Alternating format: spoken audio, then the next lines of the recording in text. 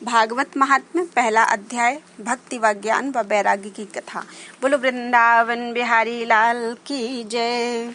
शौनकादिक 88,000 ऋषीश्वरों ने बीच स्थान नैमिषारण्य तीर्थ के सूत पौराणिक शिष्य वेद व्यास जी से कहा कि तुम कोई कथा व लीला परमेश्वर की ऐसी वर्णन करो जिसमें भक्ति व ज्ञान व वैराग्य अधिक हो। इस घोर कलयुग में ज्ञान संसारी आदमियों का राक्षस के समान हो गया है, इसलिए कोई सुख से न रहकर सब किसी को ऐसा क्रोध व मोह व लोभ उत्पन्न हुआ है कि आठों पहर उसी दुख में व्याकुल रहते हैं। कोई ऐसा चरित्र भगवान का वर्णन कीजिए कि कलयुग वासियों को हरि चरणों में भक्ति व प्रीति उत्पन्न होकर सुख मिले। यह बात सुनकर सूत जी बोले कि तुम लोगों ने बहुत अच्छी बात कलयुग वासियों के उद्धार करने के वास्ते पूछी। सुख काल रूपी सांप के मुंह में पड़े हैं, सो वह कथा श्रीमद् भागवत है जो सुखदेव जी महाराज ने परीक्षित से कही थी। जिस समय राजा को श्रृंगी ऋषि के शाप देने के उपरांत ऋषीश्वरों व मुनीश्वरों की सभा में सुखदेव जी ने गंगा किनारे आकर कथा श्रीमद् भागवत सुनाना आरंभ किया, उस समय देवताओं ने अमृत का कलश वहां लाकर सुखदेव जी से कहा, महाराज यह अमृत का घड़ा आप लीजिए व हम लोगों को कथा रूपी अमृत पिलाइए। यह बात सुनकर सुखदेव जी बोले, तुम्हारा अमृत हमारे काम का नहीं है। इस अमृत के पीने से आयुर्दा आदमी की देवता के बराबर होती है और ब्रह्मा के एक दिन में 14 इंद्र बदल जाते हैं। तुम्हारे अमृत से उत्तम यह कथा रूपी अमृत भगवान का चरित्र है, जिसके सप्ताह पढ़ने व सुनने से जीव अमर होकर कभी नहीं मरता, वह मुक्त पदवी पर पहुंचकर आवागमन से छूट जाता है। इसलिए राजा परीक्षित तुम्हारा अमृत पीने की इच्छा न रखकर भागवत रूपी अमृत पिया चाहता है। इतनी कथा सुनाकर सूत जी ने कहा कि नारद मुनि को शौनकादिक ने सप्ताह परायण श्रीमद् भागवत कथा सुनाकर उस कथा के सुनने की विधि बतलाई। यह बात सुनकर शौनकादिक ऋषीश्वरों ने सूत जी से पूछा कि नारद मुनि तो 2 घड़ी से अधिक कहीं ठहरते नहीं थे, वह 7 दिन किस तरह एक जगह रहे जो उन्होंने सप्ताह परायण सुना। शौनकादिक का दर्शन भी तो जल्दी किसी को नहीं मिलता, वह नारद मुनि को कैसे मिले और यह सप्ताह यज्ञ कहाँ पर हुआ था, इसका हाल बतलाइए। यह वचन सुनकर सूत जी बोले कि एक समय सनक, सनंदन, सनातन व सनत कुमार चारों भाई घूमते हुए बद्रिकाश्रम में आए। उन्होंने नारद जी को पहले से वहां उदास बैठे देखकर पूछा कि हे नारद मुनि, आज तुम मलिन स्वरूप चिंता में किस वास्ते बैठे हो और कौन बात का सोच तुमको है। नारद जी ने चारों ऋषीश्वरों को प्रणाम करके कहा कि हमें जिस बात की चिंता है सो सुनिए। हमने सब तीर्थ काशी व गोदावरी व गया आदि में जाकर देखा तो उन तीर्थों पर कलयुग ने सब जीवों को संसारी माया में ऐसा फंसा रखा है कि सत्य व तप व आचार व दया व दान कलयुग में सब जाता रहा। केवल अपने पेट पालने की चिंता में सब मनुष्य विकल रहकर झूठ बोलते हैं व अभागी व पाखंडी होकर माता व पिता की सेवा नहीं करते। स्त्री व साले व ससुरे की आज्ञा में रहकर द्रव्य की लालच से अपनी बेटी नीच कुल में बेचते हैं। जहाँ देखो वहाँ म्लेच्छ व शूद्रों की बढ़ती दिखलाई देकर ब्राह्मण व क्षत्रिय अपने कर्म व धर्म से रहित देख पड़ते हैं। मैं किसी को अपने धर्म पर स्थिर न देखकर जब चारों तरफ से फिरता हुआ मथुरा में यमुना किनारे पहुंचा, तब वहां पर यह आश्चर्य की बात दिखलाई दी कि एक स्त्री युवती बैठी रोती है और 2 मनुष्य बूढ़े उसके पास अचेत पड़े हैं और वह स्त्री चारों तरफ इस इच्छा से देख रही थी कि कोई आदमी मेरी सहायता करने वाला आनकर प्राप्त हो। जैसे उसने मुझे वहां पर देखा वैसे खड़ी होकर बोली, महाराज आप एक क्षण ठहरकर मेरा दुख सुन लीजिए। मेरे बड़े भाग्य थे जो आपने मुझे दर्शन दिया। जब मैंने उस स्त्री से पूछा कि तू कौन है और यह दोनों पुरुष जो अचेत पड़े हैं इनका हाल बतलाओ, तो उसने कहा कि मैं भक्ति हूँ और यह दोनों मेरे बेटे ज्ञान व वैराग्य हैं। व इन 5-7 स्त्रियों को जो यहाँ बैठी देखते हो, यह सब गंगा, यमुना, सरस्वती आदि नदियाँ स्त्रियों का रूप धरकर मेरी सेवा करने के वास्ते यहाँ आई हैं। मैंने द्रविड़ देश में जन्म लिया, कर्नाटक देश में शयानी होकर थोड़े दिन दक्षिण में रही, गुजरात में जाकर बूढ़ी हो गई थी, अब वृंदावन में आने से तरुण हो गई हूँ। पर मेरे दोनों बेटे कलयुग वासियों के घोर पाप करने से ऐसे बूढ़े व अचेत होकर पड़े हैं कि सामर्थ्य बोलने की नहीं रखते। इनके दुख से मैं बहुत उदास रहती हूँ। यह बड़ी लज्जा की बात है कि मेरे पुत्र बूढ़े हो गए और मैं तरुण रहूं। यह हाल देखकर संसारी लोग मेरी हंसी करते हैं, इसका कारण बतलाइए। जब स्त्री रूपी भक्ति ने मुझसे यह हाल पूछा तब मैंने अपनी बुद्धि से विचार कर कहा कि अब घोर कलयुग के आने से तेरी व ज्ञान और वैराग्य की कुछ मर्यादा नहीं रही।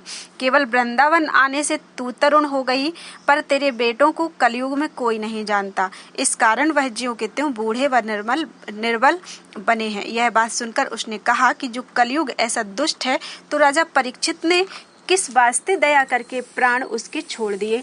जिस पर दया करने से सब लोगों का कर्म व धर्म जाता रहा, उसे मार क्यों नहीं डाला। तब मैंने उसको उत्तर दिया कि परीक्षित ने कलयुग में बड़ा गुण देखकर उसे नहीं मारा, कि दूसरे युगों में हजारों वर्षों तक यज्ञ व तप व दान व धर्म करने से भी परमेश्वर का दर्शन जल्दी नहीं मिलता, लेकिन कलयुग में केवल भजन व कीर्तन करने से नारायण जी तुरंत प्रसन्न होकर दर्शन अपना दे देते हैं। पर कलयुग वासियों से सहज बात भी नहीं बन पड़ती, इसलिए कलयुग ने सब आदमियों का कर्म धर्म खो दिया है। तीर्थ में ब्राह्मण दान लेकर प्रायश्चित उसका नहीं करते। सब कोई काम व क्रोध व लोभ अहंकार में भरे रहते हैं। कलयुग का यही धर्म है। इसमें केवल परमेश्वर का भजन व स्मरण उत्तम समझना चाहिए। यह बात सुनकर भक्ति ने कहा कि तुम धन्य हो, बड़े भाग्य से तुम्हारे दर्शन मुझे प्राप्त हुए।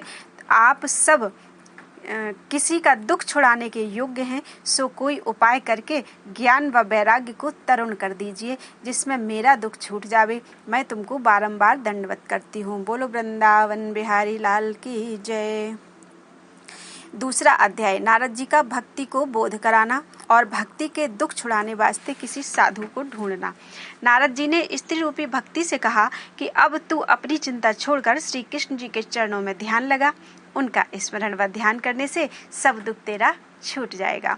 जिस समय राजा दुर्योधन की सभा में दुशासन ने द्रौपदी का चीर खींचकर नंगी करना चाहा था, उस समय द्रौपदी के ध्यान करने से नारायण जी ने चीर बढ़ाकर उसकी लज्जा रखी, और जब गजेंद्र का पैर ग्राह ने पकड़ा और उसका प्राण बचाने वाला कोई नहीं रहा, तब हाथी के स्मरण करते ही विष्णु भगवान ने पहुंचकर गजेंद्र के प्राण को ग्राह से बचाया है।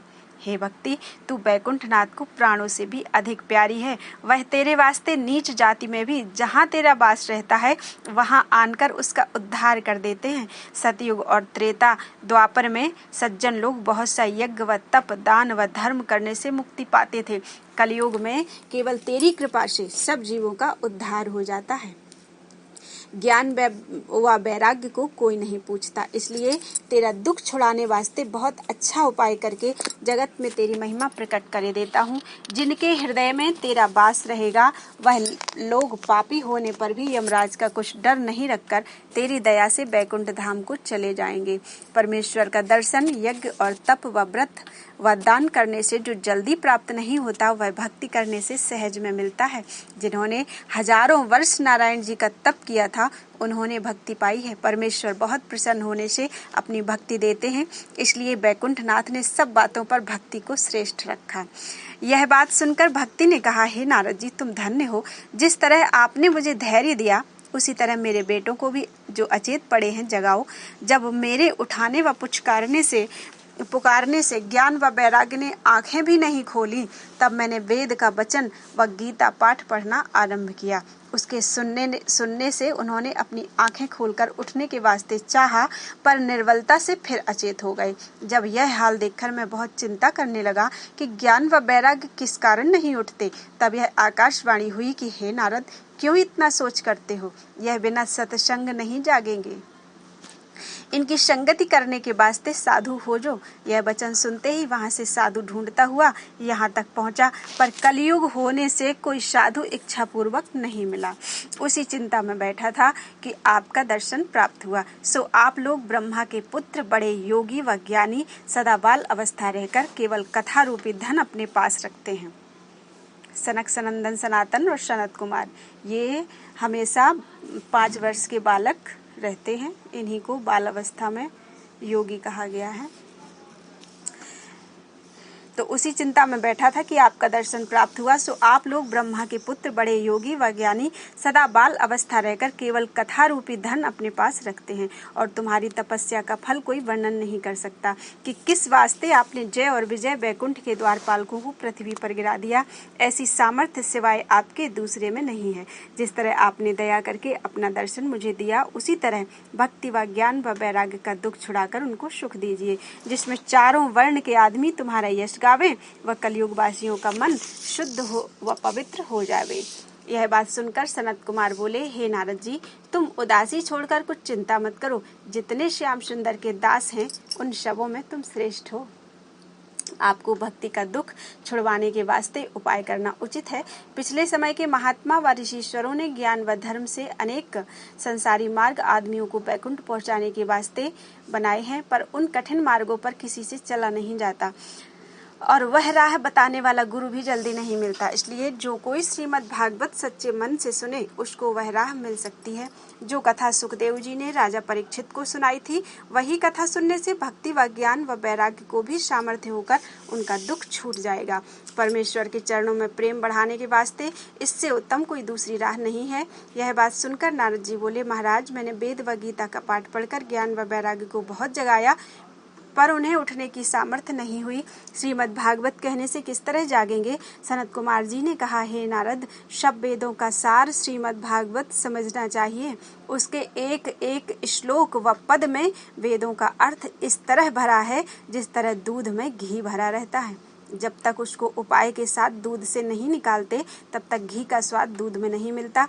उसी तरह सब वेद पुराण को व्यास जी ने मंथन करके उसका तत्व श्रीमद् भागवत में लिखा है। और नारद जी, तुम जानबूझकर क्यों भूलते हो?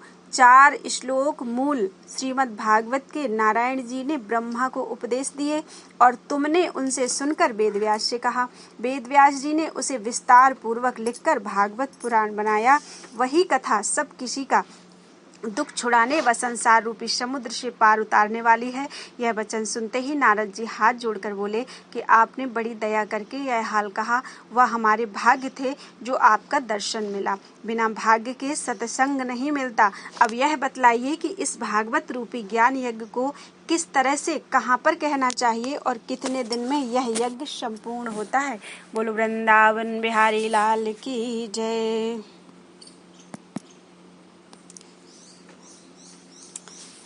तीसरा अध्याय। सनत कुमार जी का श्रीमद् भागवत की सप्ताह विधि व सुनने से जो फल मिलता है वह वर्णन करना। आगे का कल पढ़ेंगे। राधे राधे कृष्ण।